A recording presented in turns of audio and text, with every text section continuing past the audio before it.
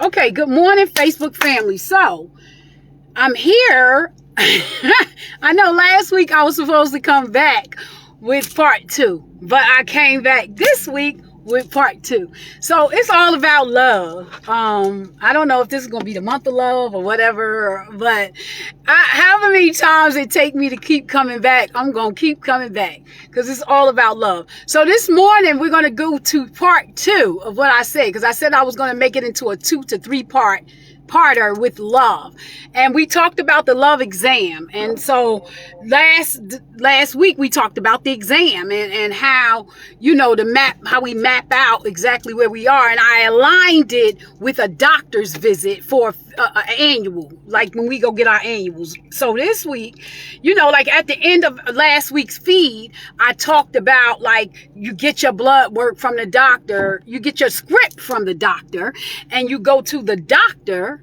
and you go to the lab, rather, and the lab is able to tell you, Andrew, let me know if you want to talk about the diagnosis, because we're going to talk about the diagnosis. This is part 2 from last week. So let me know, respond in the chat, and then when we get to that point, I'll have you come on and we'll work from there. And it's 7:02, so we got 15 minutes, so we gotta do it real quick. But we're gonna do it real good. But do it real quick. So the love diagnosis. So, after the doctor gives you your script to go to the lab, depending on which doctor I'm going to, they might do both or whatever. But now we're here, and I want to talk about, I was talking to a friend last week, and he asked me about the 4 loves in Greek. In Greek mythology and Greek. And I was only able to tell him that I'm aware of one, which is Eros. But I'm going to tell you about the other 3 because he was able to break down. The first one is storage. The second one, which talks about the empathy bond, of love. The second one is philia, right? Which talks about the friend. The third one, which we talked about, is Eros. And then the other more common one, which I knew about, but I didn't know it was Greek, but I had heard it, was agape, which is universal, unconditional, and it's considered the God love, which is the most powerful one. So I want you to hang on to those 4 definitions right there. Last week we touched on 2 definitions of what love is. So if you did not catch me on the first one, or you do not remember, go back to last week's feed of love exam, and we touched on the definitions. And so take those 2 definitions, compound them with these 4 right here, and we're going to talk about some more love. And so I just gave you 4 Greek definitions of love. Hey, Will, I gotta call you, but don't distract me. We gotta talk about love. Like I said, if you did not catch last week's, it's the love exam, and I want you to stay with me. So now the doctor gives you your script. You go get your blood work, because the love I'm talking about today is a little bit more than physical. And just like the doctor from last week, right? When you go to your doctor's appointment, he gives you the physical exam. He checks your mouth. He looks into your ears. He checks your back to check your lungs. He puts his stethoscope on your heart to hear the physical. But he gives you that script for the blood work. And then, you go and get the blood work, and then you come back. So after 2 weeks, I go back to the doctor and we discuss the blood work, right? Or some people, they get their scripts a little bit before the doctor's visit so they could do all of that together. However you do it, there's no wrong way. What you do, how you do what you do.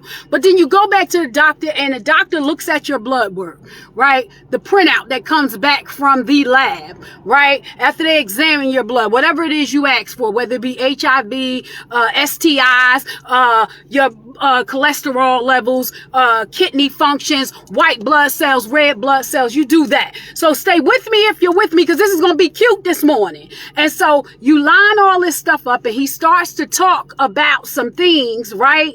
He starts to talk about some things and talk to you and talk about where you're deficient at. Now, storage, empathy, love. Like, where am I at with that today? I'm going to give you a good example. Empathy for people I have a high level for. So if there's a barometer of 0 to 10, right, for empathy, storage, right, because that's the first definition I mentioned this morning, then we're talking about, right, I have a high empathy, a high threshold for people. So I'm at a 10. right, probably will be able to put a greater than sign, because I really get life. And I didn't have that number would have been lower some years ago, but today it's at an all-time high because I get life. You know, when you know your story, and I mentioned this many times in the feast, when you know your story, check this out. When you know your story, when I know me and what I've been through, when I see the next person struggle, I have no choice, right? I have no choice but to have empathy for you, right? But that's if I got a heartbeat in my chest and a head in and I'm aligned, right? So the next one is philia, which is friend love, right? Friend bond. Relationships are wavering. By the time me and the doctor get to that point, if we're talking about love and we in the regime of love, and we're talking about friends, and you know, like and I talked about last week, because I did not allow myself to blossom or be in full bloom or be my authentic, genuine self in my relationships, I was robbing not just the person that I was in the relationship with. I wasn't just robbing or starving the relationship. I was robbing myself, which is the most important person of all. You know, so my friendships faltered because they were under they were under phony auspices, if that makes sense. You know, I wasn't being my authentic self. But today, you know, and for all the relationships that I've been in for years, right? And I've not been my authentic self. And now that I am standing up and I'm starting to be my authentic self and with all of who I am, you know, those relationships are the relationships that are going to be tried and tested to see if they can make it through the terrain, because they're rough, because this is a new me arising. It's sort of like when you're laying in bed and you're sleeping, you're dormant, and somebody throws freezing ice cold water on you and you wake up. When you wake up to the reality that cold water has been thrown on you, like, what do? You either wake up swinging or fighting, depending on what your response is, or you wake up stuck and in shock that this water has been thrown on you. That's what's been happening to me lately in my relationships. I'm waking up. There's no going back to sleep, to the phony existence that I was in at one point. You know, people pleasing behaviors, approval seeking, you know, trying to seek your approval just to like me so that I could feel validated. No more. So in those relationships that I've been in 20, 25 years, even longer, because I've been on this earth 50 years, right? And for those are relationships that are going to struggle, not the new ones that I'm forging. Because make no mistake about it, on the other side of that coin is an individual who is forging relationships that are new, because a new me is being unearthed. Some layers of the onion has been peeled off and the core is being reached. Does that make sense? So I got a lot to say about friend, but I'm going to keep on moving because, like, check this out. We ain't got a whole bunch of time. The next one is Eros, which is my favorite one because it talks about romantic love. Like right now at this moment, and I just was talking about this with somebody on the phone, I have several, like, we talk about romantic. I talk about the men because I love my men, right? I love them. And this falls right under Eros. But where do I fall at? My levels with the doctor, if I had a doctor to examine or a clinician to examine that area, my Eros level would be off the chart in one area, which is physically, right? Physical stimulation. Yeah, we're going to talk a little grown this morning, but we're going to keep it clean. It's all over the place. It's erratic. Some days I feel it, some days I don't. And that's because there are other things going on with me emotionally and mentally that's coming alive, like I talked about in the in the philia stages. I'm coming alive. So there's not just, when I meet a potential partner, which is a male, I'm going to need to be more than just physically stimulated. You got to feed this. And then there's this emotional side of me. And then there's a whole bunch of, it's just a whole lot. But right now, at this time where I'm at in my life, right? Two people And there are no coincidences that this is happening to me the way that it is. But two potential suitors, right? And one stimulates me physically. When I look at him, it's like, oh my God, that man. And that's it. And that's all. And he came into my life at a time when my life was a barren desert romantically. And so, of course, his presence was like an oasis.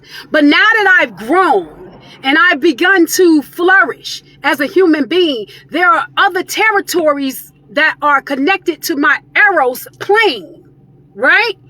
And that needs to be fed too. And I'm not saying that he's not a good person, that he's not a nice person, that he's not a smart person. It's just that when you start to grow as a person, the people that I'm interacting with, the man that I'm interacting with, right, it's just not enough. So now I happen to have met this other person who feeds so much more, right? Mentally, we can talk and we match wits and there's stimulation there. Spiritually, emotionally, right? Yeah, I know. So I see the heart. Somebody like there's so much more to me than meets the eyes. And then, you know, dare I say it, I'm going to step out on a limb and say it, like I'm more than just a pretty face, right? Right? Because my heart condition is different. My mental has been broadened. My horizons have been, listen, it's a dawn of a new day. So, and with the arrows, if you come for me, you got to come right. And it has to be a match because there's so much more stuff outside of Eros that, you know, I need a philia in that area. I need a storage in that area. You know, all those other definitions that I mentioned, they need to come together. So now we're talking about agape, which is, to me, right, the way I perceive it and receive it, and I could be wrong, and there's quite a few people on here this morning, and if you want to come on and talk about this, the love diagnosis, like, please hit me up in the text because I don't have this love thing down pat. You are welcomed. And then there's agape. Agape is universal. It's God. It's spiritual. It's a force. You can't even adequately describe it in words. It just is. You know it. And it fits right into the Bible definition that I talked about last week, where it talks about of these is love. Tongues will be silenced, right? People will bow down because this love is so potent and powerful that, you know, it's universal. It's no words can explain it, right? And it's from a source that's so pure that if it was given to us in the myriad doses that our hearts would probably bust out our chests. That's how I see that. So when we get to that part right there on the diagnosis, if a doctor or clinician was reading my results, he would tell me you would need some vitamin supplements, right? And stay with me because I'm about to touch on, you're going to need some vitamin supplements because you're very low in that area, Tisha. You know, I'm going to talk about the physical side of me, and then I'm going to talk about where I want to go with this, with that hope part. Like where I'm at right now with agape love, I don't have it. It's not unconditional. It's conditioned. My love with regards to agape, my diagnosis with regards to agape love is not unconditional. It comes with some, listen, if I do this, you're going to have to do something too. Reciprocity is key in the relationship with it in the area of agape love for me. That's it. That's all. I'm being unapologetic about it. The only way that I was only ever able to get further in any area of my life, progress or get better, is if I was able to state and acknowledge where I'm at. And where I'm at right now is with agape love is that if it was a 0 to a 10, you know how those scales say 0.0 to 10 or whatever the barometer is, mine would be less than 0, probably 0.1, and I'm probably being generous. And I'm working on that because I want to be unconditional. The only place now, if you put my son in there as a factor, because that's situational, if you put my son in there, then the unconditional love barometer would probably be at a 6 or a 7, with 10 being the highest.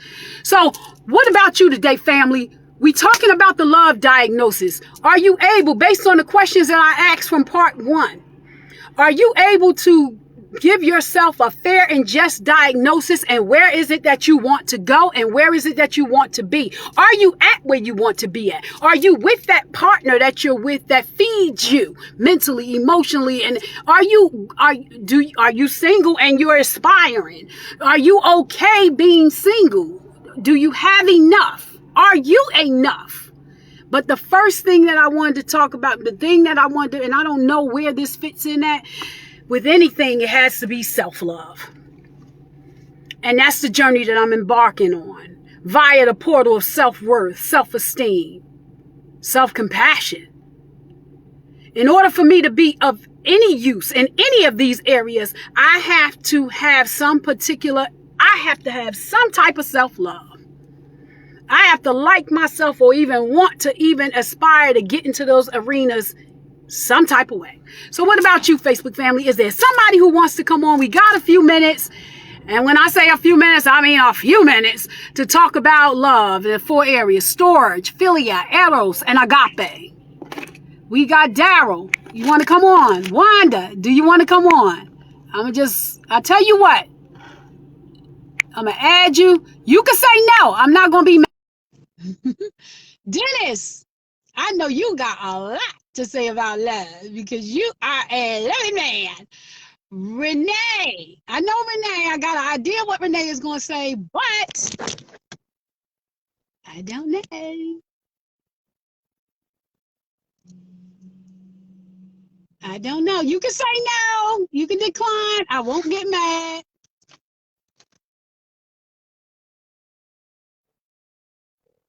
Tiffany. Hi, Rebecca. Good morning. Well, I'm going to call you. Rebecca, do you want to come on camera? Rebecca, you can say no. I'm not going to be mad. Andrew. Andrew is a coin toss. I love Andrew. Andrew, thank you for last week. So I got a few minutes. What time is it? I think it's 7:15. So agape, eros, philia, and storge. I said them backwards. This was a good feed this morning. I really got in there. Let me put my stuff up because I don't want to be late. It says Andrew is adding. I don't know if that means he's adding or if he's declining or if he's making a decision. But I'm putting my stuff together right now so that I can just run in. Because that's what we do.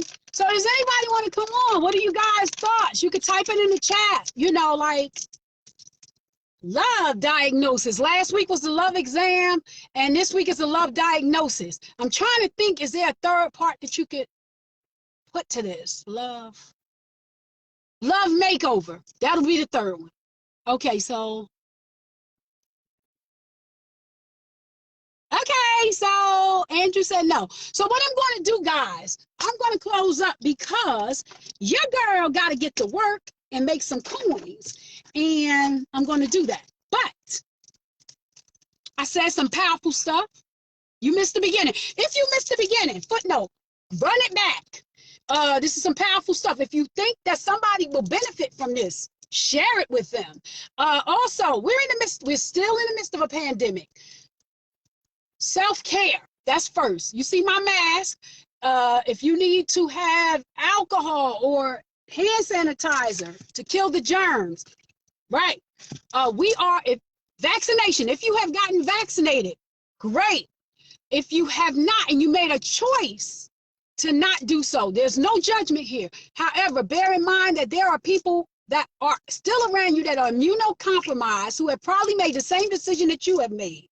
We are a link in an unbreakable chain, and we're only as strong as our weakest link. Remember that. You guys have a good day. You deserve it, and you definitely deserve it if you are pursuing it. Until we meet again, stay safe and be well.